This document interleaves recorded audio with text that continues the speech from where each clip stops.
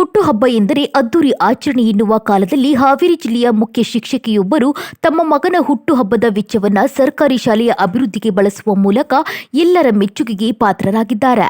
ಆ ಕುರಿತು ಒಂದು ವರದಿ ಇಲ್ಲಿದೆ ನೋಡಿ. ಹೌದು, ಹಾವೇರಿ ಜಿಲ್ಲೆಯ ಹಿರೇಕೆರೂರು ತಾಲೂಕಿನ ಅಂಸಬಾವಿ ಸರ್ಕಾರಿ ಉರ್ದು ಹಿರಿಯ ಪ್ರಾಥಮಿಕ ಶಾಲೆಯ ಮುಖ್ಯ ಶಿಕ್ಷಕಿ ಹುಮಾಯಿ ಸಲ್ಮಾ ತಮ್ಮ ಮಗ ಮಲ್ಲಿಕ್ ರೆಹಮಾನ್ ಅವರ ಹುಟ್ಟುಹಬ್ಬಕ್ಕೆ ಖರ್ಚು ಮಾಡಬೇಕಿದ್ದ ಸುಮಾರು 2 ಲಕ್ಷ ರೂಪಾಯಿಗಳನ್ನ ಶಾಲೆಯ ಅಭಿವೃದ್ಧಿಗೆ ಮೀಸಲಿಟ್ಟಿದ್ದಾರೆ. ಇನ್ನು ತಮ್ಮ ಸ್ವಂತ ಹಣದಲ್ಲಿ ಶಾಲೆಗೆ ಹೊಸ ಬಣ್ಣ ಬಳಸಿ ಪುಟ್ಟ ಮಕ್ಕಳಿಗಾಗಿ ಆಟಿಕೆ ಹಾಗೂ ಕಲಿಕಾ ಸಾಮಗ್ರಿಗಳನ್ನು ಉಡುಗೊರೆಯಾಗಿ ನೀಡಿದ್ದಾರೆ. ಇದರಿಂದ ಶಾಲೆಯ ವಾತಾವರಣ ಆಕರ್ಷಕವಾಗಿದ್ದು ಮಕ್ಕಳಲ್ಲಿ ಕಲಿಕೆಯ ಉತ್ಸಾಹ ಹೆಚ್ಚಾಗಿದೆ.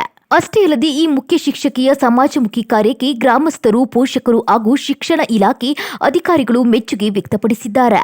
ಇನ್ನು ವೈಯಕ್ತಿಕ ಸಂಭ್ರಮಕ್ಕಿಂತ ಶಿಕ್ಷಣಕ್ಕೆ ಆದ್ಯತೆ ನೀಡಿದ ಉಮಾಯಿ ಸಲ್ಮಾ ಅವರ ನಡೆ ಇದೀಗ ಅನೇಕರಿಗೆ ಮಾದರಿಯಾಗಿದೆ. ಒಟ್ಟಾರೆ ಒಂದು ದಿನದ ಸಂಭ್ರಮಕ್ಕಿಂತ ಮಕ್ಕಳ ಭವಿಷ್ಯಕ್ಕೆ ಬೆಳಕು ನೀಡಿದ ಈ ಕಾರ್ಯ ಸಮಾಜಕ್ಕೆ ಉತ್ತಮ ಸಂದೇಶ ರವಾನಿಸಿದೆ.